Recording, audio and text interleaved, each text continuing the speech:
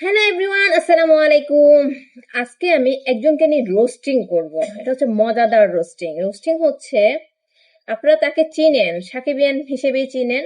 এই কৌশালী ভট্টাচার্য, তার ছবি দেখাচ্ছি, তার ভিডিওটা একটু দেখেন তাহলে বুঝবেন। হ্যালো আমার সাকিবিয়ান ভাইরা বোনেরা, আশা করছি তোমরা সবাই খুব ভালো আছো। ওনাকে তো চিনছেন না, কৌশালী ভট্টাচার্য, ওনার হাজবেন্ডও আছেন।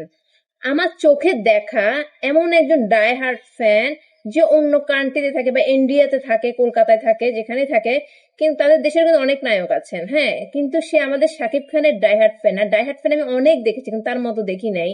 এমন একটা মানে এত ভালোবাসে শাকিব খানকে, যা কল্পনারও বাইরে। মানুষ মানে এটা তার বিশ্লেষণ দিতে পারবে না সে কতটুকু ভালোবাসে। শাকিব খানের জন্মদিনে কে কি করেছে আমি দেখেছি, কিন্তু সে মেয়েটা হিন্দু ধর্মের অবলম্বী হয়েও শাকিব খানের জন্মদিনে সে ইফতার বিতরণ করেছে মুসলিমদের মাঝে। সে জিনিসটা আমাকে বেশি হৃদয়ে কেড়েছে। তারপর থেকে তাকে আমি ফলো দিয়েছি, তার প্রত্যেকটা ভিডিও আমি দেখি।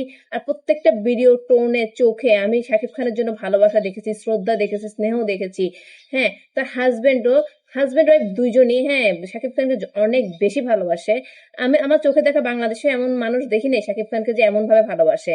আমি দেখছি ফ্যান হিসেবে আমার কথা বলে, কিন্তু ওদের মতন ডাইহার্ট ফ্যান আমি দেখি নাই শাকিব খানের। শাকিব খানের যদি ডাইহার্ট ফ্যান যদি তালিকা করা হয়, তারা হবে এক নম্বরে তারাই থাকবে। আর আদারের যতগুলো নাম্বার থাকে যারা যারা পায় পাক, কিন্তু এই পৌশালী আদি অনেক বেশি ভালোবাসে শাকিব খানকে। আর শাকিব খানের লাকি একটা ওই দেশের ইন্ডিয়ার একটা মানুষ, ইন্ডিয়ার অনেক মানুষই শাকিব খানকে ভালোবাসে, কিন্তু পৌশালীর মতন কেউই ভালোবাসতে পারবে না, এবং পৌশালীর মতন কেউই এটা ফোকাস করতে পারবে না।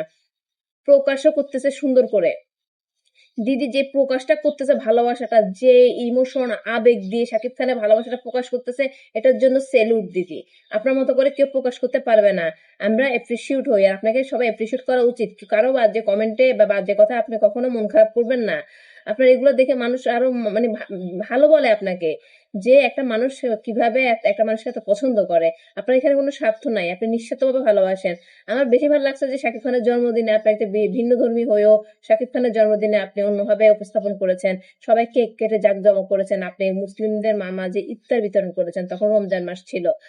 এই ব্যাপারটাই আমাকে বেশি হৃদয়ে আমার দাগ লেগেছে। তারপর থেকে আমি আপনার ফ্যান হয়ে গেছি। আপনার প্রত্যেকটা ভিডিও আমি দেখি, যথেষ্ট পরিমাণ আপনাকে আমি রেসপেক্ট করি। আপনার সম্মান, আপনার ভালোবাসাটাকে আমি রেসপেক্ট করি। আপনি যে শাকিব খানকে এত বেশি ভালোবাসেন, আসলে আপনার জবাব আপনি নিজেই।